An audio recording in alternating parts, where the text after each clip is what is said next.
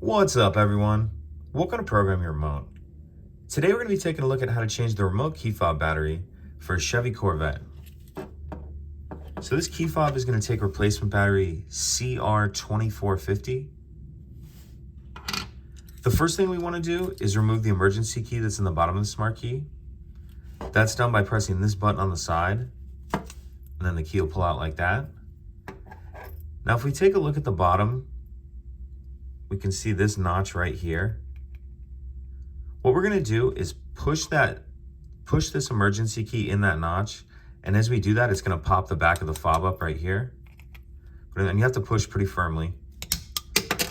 And yours may not pop off just like that one did. Sometimes it'll just pop up. But in any case, get that cover off. Peel this rubber piece back, and then we can see our battery right here. You can kind of get under the edge of it sometimes with your nail. If not, you might want to grab a small flathead screwdriver. Grab our new battery, and we want to make sure that we're installing that with the plus side up. Snap that into place. And then put our cover back on, and we want to start this edge in first. And then snap it on like that. And that's it. Pretty simple.